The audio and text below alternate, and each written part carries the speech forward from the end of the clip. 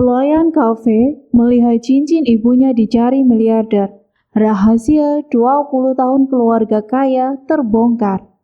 Bayangkan, seorang pelayan kafe sederhana melihat cincin milik ibunya melingkar di jari seorang miliarder yang sedang makan sendirian. Yang lebih mengejutkan, cincin itu bukan cincin biasa. Dalam kisah ini hanya ada dua dunia, dan salah satunya seharusnya ikut hilang dalam kecelakaan tragis 20 tahun lalu. Dari satu kalimat polos, "Pak, cincin itu mirip punya ibu saya." Terbukalah rahasia keluarga kaya yang selama ini dikubur rapat. Seorang istri yang dianggap meninggal ternyata masih hidup. Seorang anak yang hilang ternyata tumbuh sebagai pelayan biasa. Dan kecelakaan lama ternyata bukan takdir, melainkan rencana kejam. Malam ini, kita akan mengungkap siapa dalang di balik kebohongan itu. Mengapa seorang ayah dipisahkan dari anaknya selama 20 tahun, dan bagaimana kebenaran akhirnya memaksa orang-orang berkuasa untuk membayar dosa mereka. Assalamualaikum warahmatullahi wabarakatuh. Allahumma sholli ala Sayyidina Muhammad. Apa kabar semuanya? Semoga kalian selalu diberi kesehatan, keselamatan, ketenangan hati, dan rezeki yang luas. Sebelum cerita dimulai, silakan ketik di komentar kalian menonton dari kota mana saja. Jangan lupa dukung channel Pagar Cerita dengan cara subscribe, like, dan share video ini agar kami semakin semangat menghadirkan kisah-kisah penuh hikmah dan emosi. Semoga siapapun yang sudah subscribe dan like diberi umur panjang, barang sehat, keluarga selamat, dijauhkan dari kesulitan, dan dilancarkan rezekinya dari arah yang tidak disangka-sangka. Amin amin ya robbal alamin. Seorang pelayan kafe sederhana yang setiap hari tersenyum kepada tamu-tamu kaya, tiba-tiba melihat sesuatu yang membuat jantungnya berhenti sesaat. Bukan uang, bukan mobil mewah, tapi sebuah cincin kecil di jari seorang pria asing. Cincin itu sama persis dengan cincin milik ibunya. Dan dari satu kalimat polos yang keluar dari mulut gadis itu, rahasia yang dikubur selama 20 tahun mulai terbuka. Malam itu, langit Jakarta basah oleh sisa hujan. Dari lantai atas sebuah rooftop kafe di kawasan Sudirman, lampu-lampu gedung terlihat berkilau seperti bintang yang jatuh ke bumi. Di antara meja-meja kaca dan kursi mahal, Maya Salsabila berjalan cepat membawa nampan. Seragam hitam putihnya rapi, meski sepatu yang ia pakai sudah mulai mengelupas di bagian ujungnya. "Maya, meja nomor 5 minta air mineral," panggil supervisor dari balik meja kasir. "Iya kak," jawab Maya sambil tersenyum. Usianya baru 22 tahun. Di siang hari, ia membantu ibunya menerima jahitan di rumah kontrakan kecil mereka. Malamnya, ia bekerja di kafe hotel untuk menambah biaya hidup. Maya tidak pernah mengeluh. Baginya, selama ibunya bisa makan dan obatnya terbeli, lelah bukan masalah. Di meja nomor 5 seorang pria duduk sendirian menghadap jendela. Jas hitamnya sederhana tapi mahal. Rambutnya mulai memutih di bagian pelipis. Wajahnya tenang, namun matanya menyimpan kesepian yang sulit dijelaskan. Dialah Arga Pradipta, pemilik jaringan hotel dan restoran besar yang namanya sering muncul di majalah bisnis. Tapi malam itu, ia tidak terlihat seperti miliarder yang sedang menikmati makan malam. Ia tampak seperti pria yang sedang berbicara dengan masa lalunya sendiri. Maya mendekat pelan. "Permisi pak, ini air mineralnya." Arga hanya mengangguk kecil. "Terima kasih." Saat Maya meletakkan gelas di atas meja, pandangannya tanpa sengaja jatuh ke tangan kiri pria itu. Ada sebuah cincin emas tipis melingkar di jarinya. Bentuknya sederhana, tetapi di sisi dalamnya ada ukiran kecil menyerupai bunga tanjung. Maya membeku, nafasnya tertahan. Tangannya yang memegang nampan sedikit bergetar. Ukiran itu sama seperti cincin yang selama ini disimpan ibunya di kotak kayu tua. Cincin yang selalu ibunya genggam setiap malam ketika merasa sedih. Arga menyadari perubahan wajah Maya.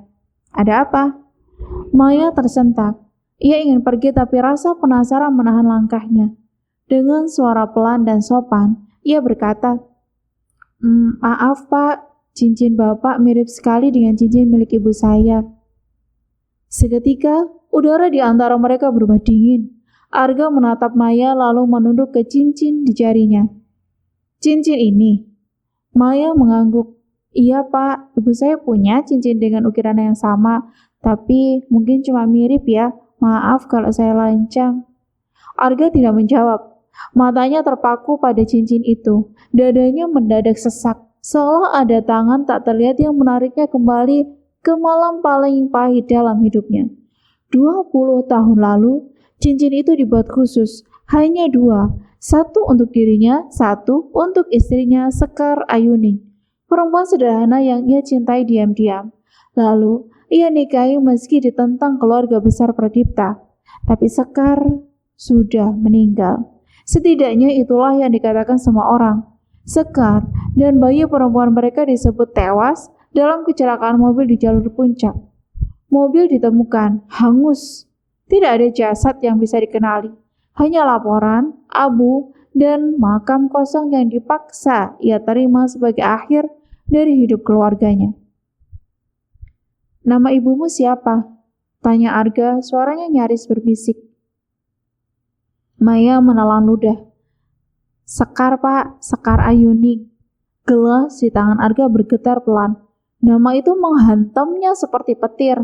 Ia menatap Maya lebih lama. Wajah gadis itu, matanya, cara ia menunduk saat gugup, semuanya mengingatkan pada perempuan yang ia tangisi selama 20 tahun.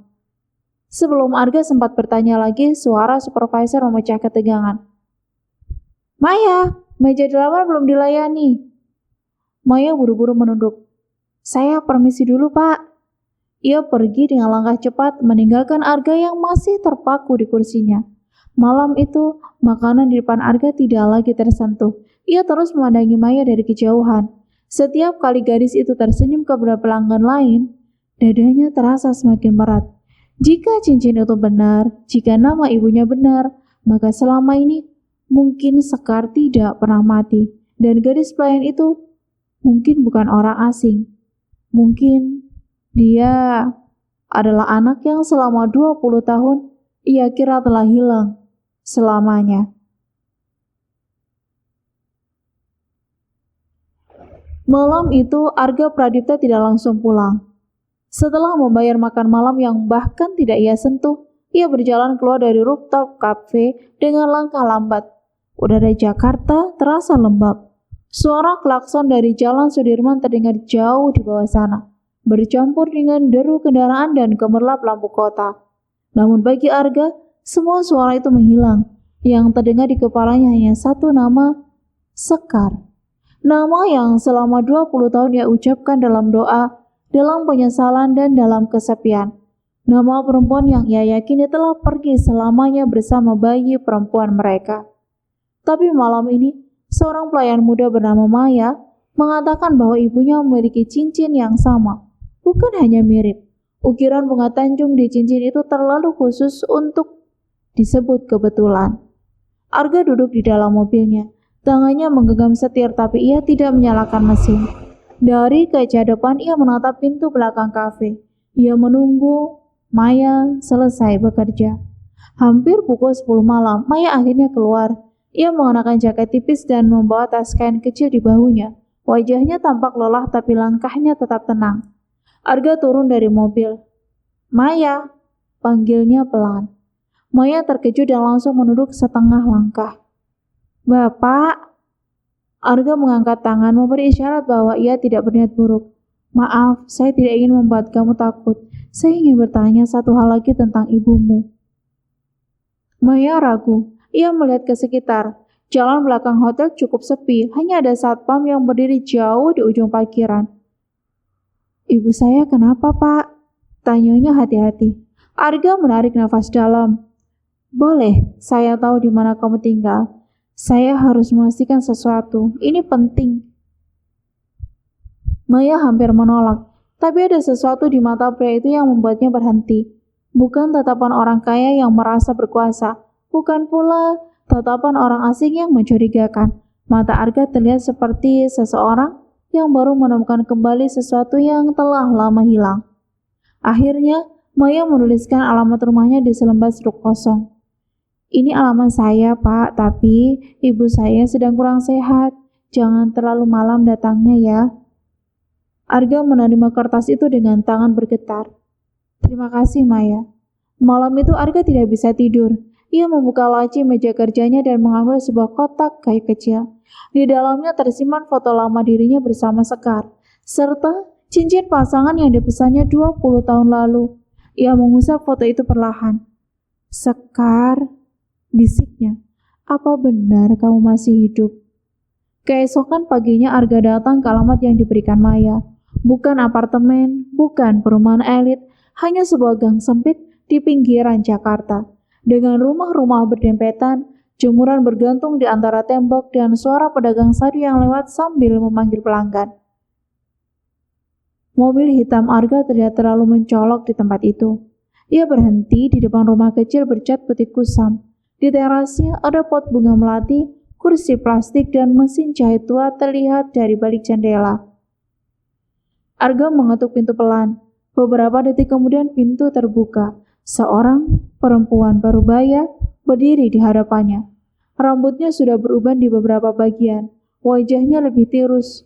Kulitnya tidak lagi semuga dalam ingatan Arga. Tapi mata itu mata yang sama. Mata yang dulu menatapnya sambil berkata bahwa cinta tidak butuh rumah besar selama mereka saling menjaga. Perempuan itu membeku. Gelas yang ia pegang hampir jatuh dari tangannya. Arga, bisiknya, nyaris tak terdengar. Dunia Arga seolah runtuh dan tersusun kembali dalam satu tarikan nafas. Ia menatap perempuan itu dengan mata basah. Sekar. Sekar mundur satu langkah. Tangannya menutup mulut, air matanya jatuh tanpa suara. Selama beberapa detik, mereka hanya saling menatap. Tidak ada pelukan, tidak ada teriakan, hanya dua orang yang dipisahkan kebohongan selama 20 tahun.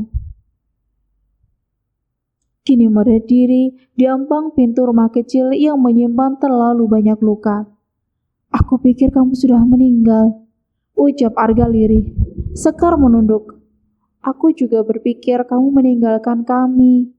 Kalimat itu membuat dada Arga sesak. Tidak, katanya cepat.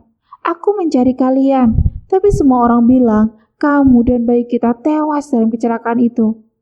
Sekar memejamkan mata. Kami memang hampir mati, Arga.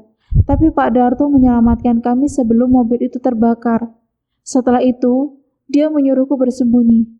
Katanya, keluargamu tidak akan membiarkan aku hidup. Arga terdiam. Wajahnya mengeras, tapi matanya semakin basah. Siapa yang melakukan ini? Sekar menggeleng pelan. Aku tidak tahu semuanya, tapi aku tahu satu hal. Kecelakaan itu bukan kecelakaan. Saat suara Maya terdengar dari dalam rumah, Bu, siapa yang datang? Maya muncul dari balik tirai dapur. Ia berhenti ketika melihat Arga berdiri di depan ibunya. Wajahnya berubah bingung. Pak Arga? Sekar menatap putrinya. Bibirnya bergetar. Ia tahu, hari yang selama ini ia takutkan akhirnya tiba. Maya, kata Sekar pelan, ada sesuatu yang harus kamu tahu. Maya memandang ibunya lalu menatap Arga. Sekar menggenggam tangan anaknya erat. Pria ini bukan orang asing. Nafas Maya tertahan. Sekar melanjutkan dengan suara pecah. Dia ayahmu. Maya tidak langsung menangis, ia hanya berdiri, kaku. Seperti seluruh hidupnya baru saja ditarik dari bawah kakinya. Arga menatap gadis itu dengan penuh penyesalan. Maya, suaranya bergetar. Ayah tidak pernah tahu kamu masih hidup. Untuk pertama kalinya Maya melihat pria kaya itu bukan sebagai tamu kafe, bukan sebagai miliarder, tapi sebagai seseorang yang mungkin selama ini juga kehilangan dirinya.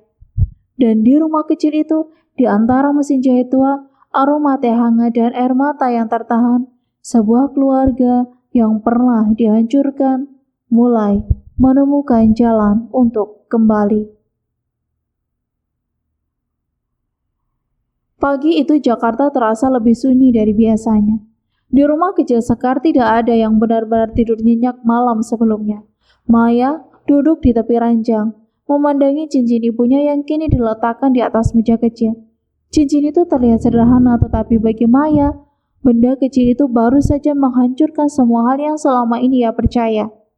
Ayahnya ternyata masih hidup, bukan pergi meninggalkan mereka. Bukan pula pria tanpa nama yang hanya menjadi cerita samar dalam hidupnya.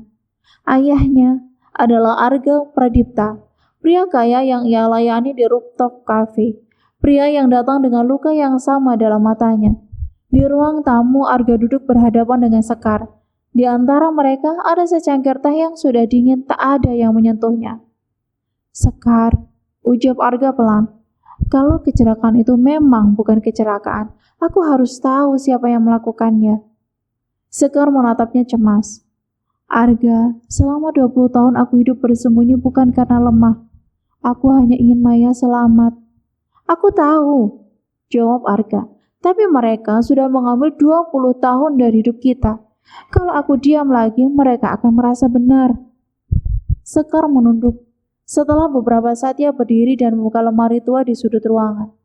Dari balik tumpukan kain jahit ia mengambil amplop coklat yang sudah kusam.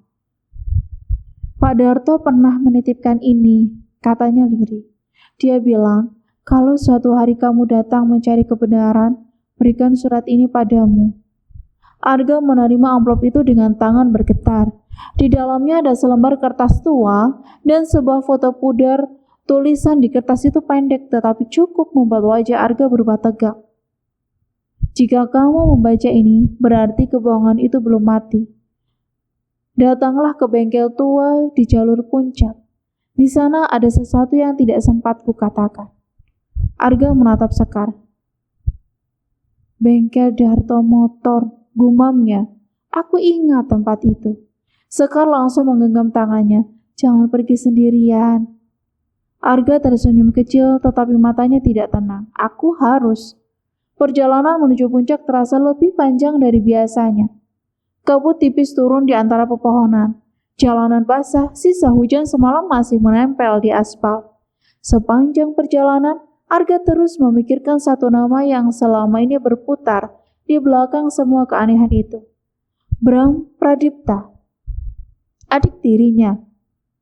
Orang yang dulu selalu tersenyum di depan keluarga, tetapi diam-diam haus pengakuan. Setelah kecelakaan itu, Bram perlahan mengambil alih posisi Arga di perusahaan. Saat itu Arga terlalu hancur untuk peduli. Ia kehilangan istri, anak, dan separuh dirinya. Kini semua itu terasa terlalu rapi untuk disebut kebetulan. Mobil Arga berhenti di depan sebuah bengkel tua. Papan namanya hampir roboh.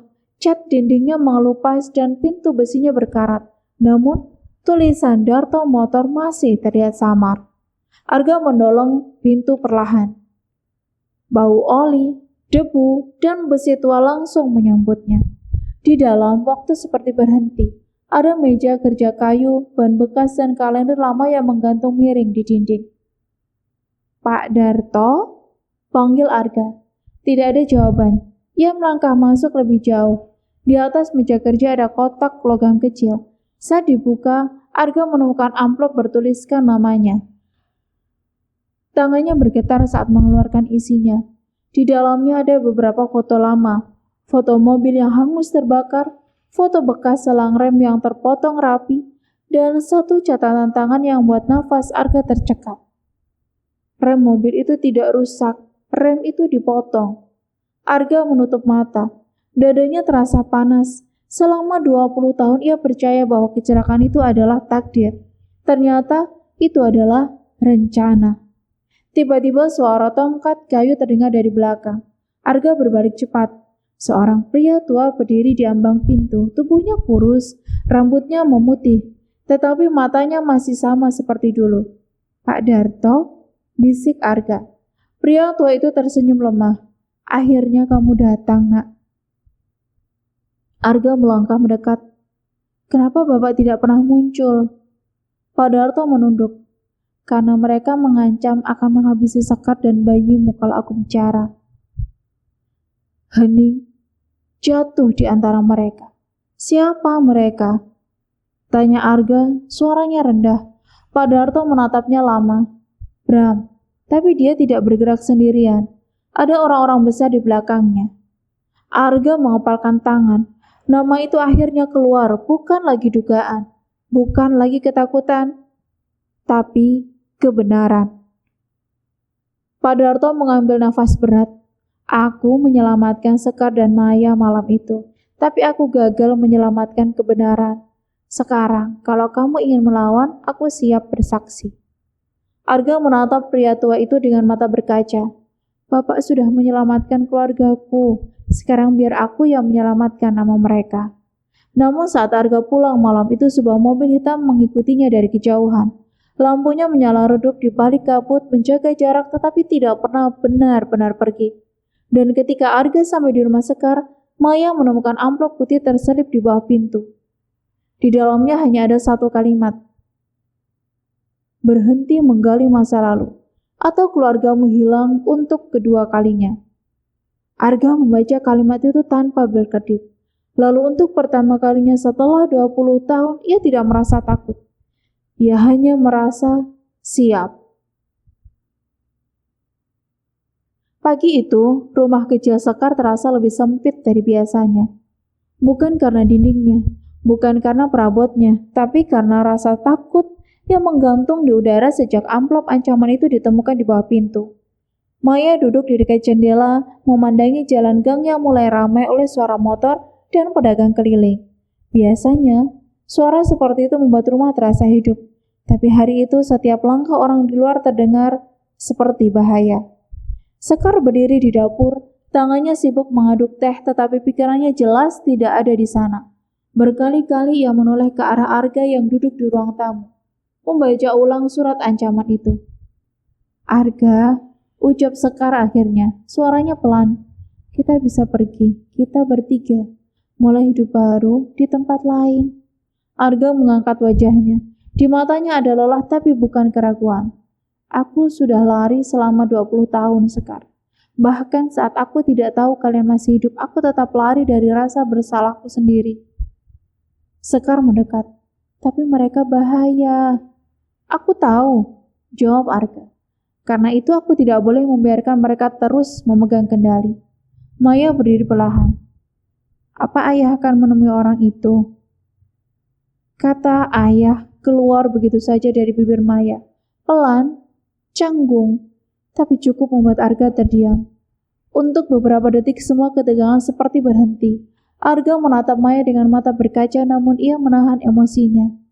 Iya, jawabnya lembut. Ayah harus menemui Bram. Sekar langsung menggeleng, jangan sendiri. Aku tidak akan buat keributan, kata Arga. Aku hanya melihat reaksinya. Orang yang bersalah selalu takut pada satu hal, bukti. Beberapa jam kemudian mobil Arga berhenti di depan gang besar rumah keluarga Pradipta di Menteng. Rumah itu masih seperti yang ia ingat. Tinggi, megah, dingin. Pagar hitam menjulang, halaman luas terawat rapi dan patung singa di depan pintu utama seolah menjaga rahasia yang sudah terlalu lama disembunyikan. Satpam yang berjaga tampak terkejut melihatnya. Pak Arga? Buka gerbang, saya ingin bertemu Bram. Satpam itu ragu tetapi akhirnya menurut. Saat Arga berjalan masuk, beberapa pelayan lama menatapnya seperti melihat hantu. Dulu, ia adalah pewaris utama keluarga ini. Setelah kecelakaan itu, ia menghilang dari urusan perusahaan. Semua orang mengira ia patah dan tidak akan pernah kembali. Mereka salah. Di ruang tengah, Bram Pradipta duduk di kursi besar sambil memeriksa dokumen. Jasnya rapi, senyumnya tenang, tetapi matanya berubah tajam saat melihat Arga masuk. Kak Arga, katanya sambil berdiri. Datang mendadak begini, ada urusan apa? Arga tidak membalas senyum itu. Ia berjalan mendekat dan meletakkan amplop ancaman di atas meja. Ini tulisan orangmu. Bram melirik amplop itu lalu tertawa kecil. Aku tidak tahu maksudmu. Jangan main sandiwara denganku, Bram. Senyum Bram perlahan menghilang. Arga mengeluarkan foto selang rem dari saku jasnya dan meletakkannya di samping amplop. Aku sudah bertemu Pak Darto. Wajah Bram berubah. Hanya sepersekian detik tapi cukup. Arga melihatnya. Pak Darto sudah tua, kata Bram dingin. Orang tua kadang ingatannya kacau. Dia ingat malam itu. Dia ingat rem yang dipotong. Dia ingat siapa yang datang sebelum kecelakaan. Bram berdiri lebih tegak. Suaranya menurun, lebih tajam. Kau sebaiknya hati-hati. Menggali masa lalu bisa membuat orang lain ikut tenggelam. Maksudmu Sekar dan Maya? Bram tersenyum tipis. Aku tidak menyebut nama.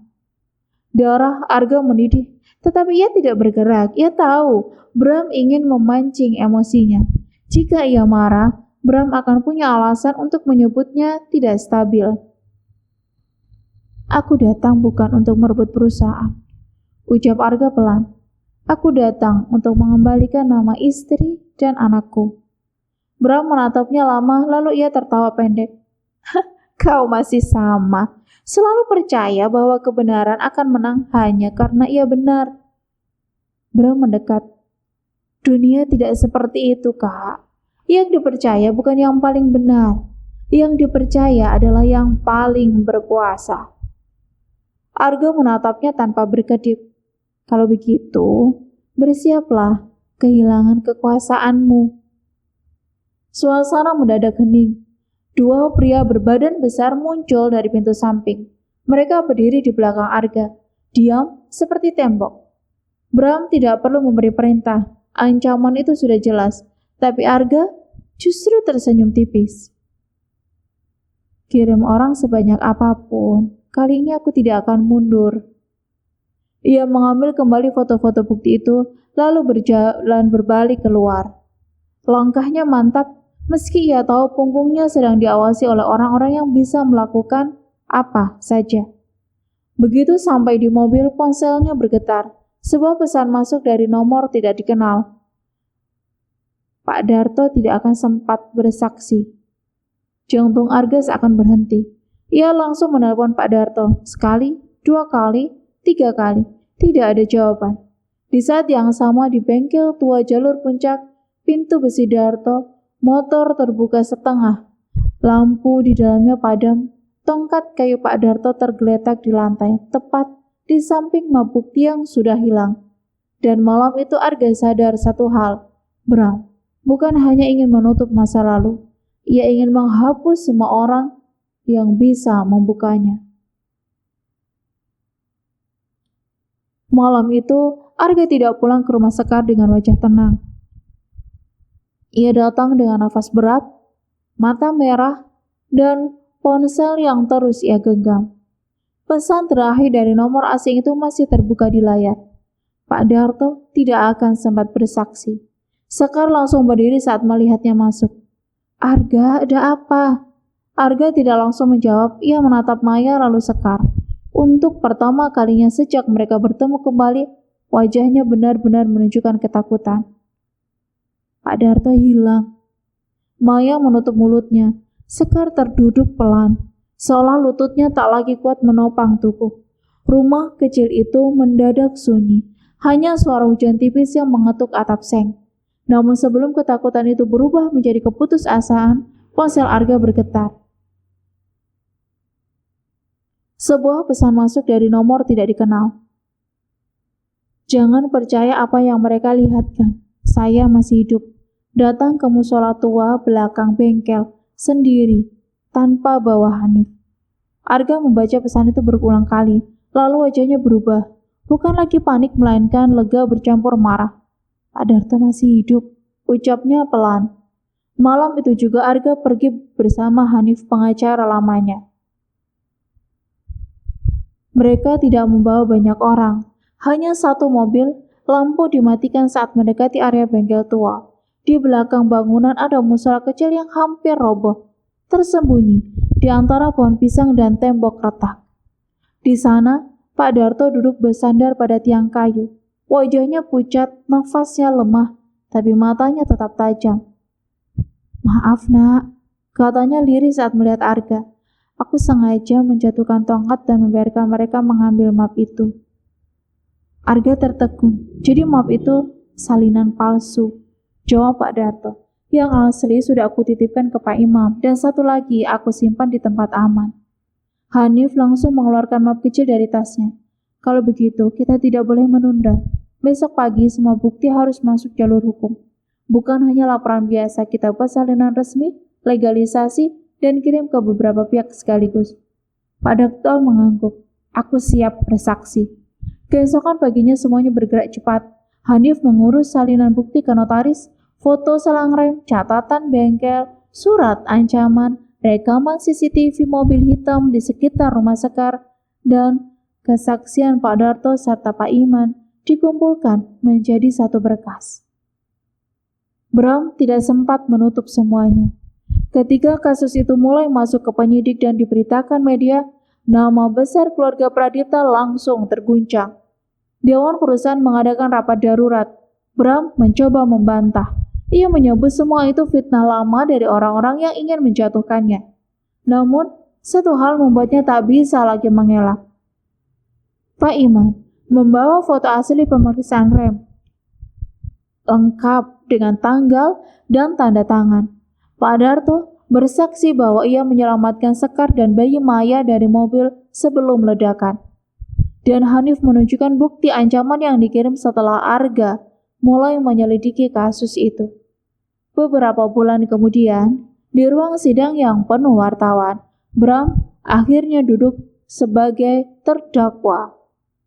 Wajahnya tak lagi angkuh seperti dulu. Jasnya tetap rapi, tapi matanya kehilangan kekuasaan yang selama ini ia banggakan. Hakim membacakan putusan dengan suara tegas.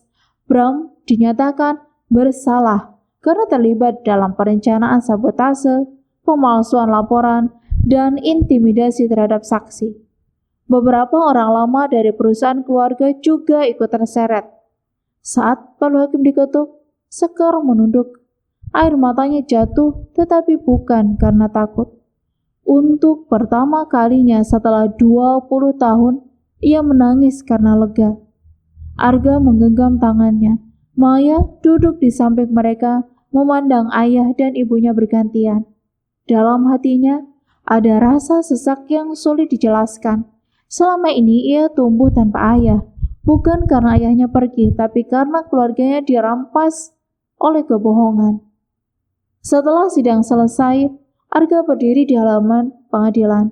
Wartawan mengerubunginya, menanyakan soal perusahaan, warisan, dan masa depan keluarga Pradipta. Namun Arga tidak menjawab semua itu. Ia hanya menoleh kepada Sekar dan Maya. Yang paling penting sudah kembali, katanya pelan. Nama istri dan anak saya sudah bersih. Malamnya, Arga membawa Sekar dan Maya kembali ke rumah kecil di gang sempit itu. Maya sempat bertanya, "Kenapa kita tidak langsung pindah ke rumah besar?" Arga tersenyum lembut. Ia memandangi mesin jahit tua, pot bunga melati, dan dinding rumah yang mulai retak. "Karena rumah ini yang menjaga kalian ketika aku tidak bisa," jawabnya. "Sebelum ayah membawamu ke tempat yang lebih baik, ayah ingin memperbaiki tempat yang sudah menyelamatkan hidup kalian." Maya terdiam. Kata ayah dari mulut Arga membuat dadanya hangat. Ia menatap pria itu lama. Pria yang dulu hanya ia kenal sebagai tamu kafe. Pria yang ternyata mencarinya dalam doa tanpa pernah tahu ia masih hidup. Perlahan, Maya melangkah mendekat. "Kalau begitu," suaranya bergetar. "Boleh Maya bantu ayah memperbaiki rumah ini?" Arga menatapnya, matanya langsung basah. Sekar menutup mulutnya menahan tangis. Arga mengangguk pelan. "Boleh, nak." Untuk pertama kalinya Maya memeluk ayahnya. Canggung, pelan tapi tulus. Arga memejamkan mata, membalas pelukan itu seperti seseorang yang akhirnya menemukan bagian dirinya yang hilang. Di luar, hujan berhenti. Langit Jakarta masih gelap, tapi di ujung gang, lampu-lampu kecil mulai menyala satu persatu. Dan malam itu, rumah sederhana yang dulu menyimpan air mata berubah menjadi tempat pulangnya sebuah keluarga. Bukan keluarga yang sempurna, tapi keluarga yang akhirnya jujur, utuh, dan saling memilih untuk memaafkan.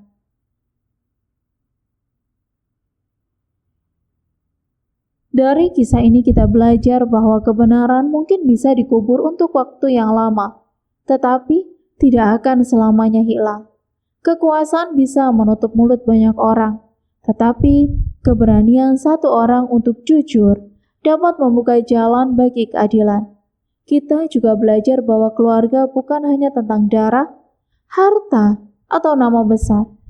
Keluarga adalah tentang siapa yang tetap ingin menjaga, memperbaiki, dan pulang meski sudah melewati luka panjang.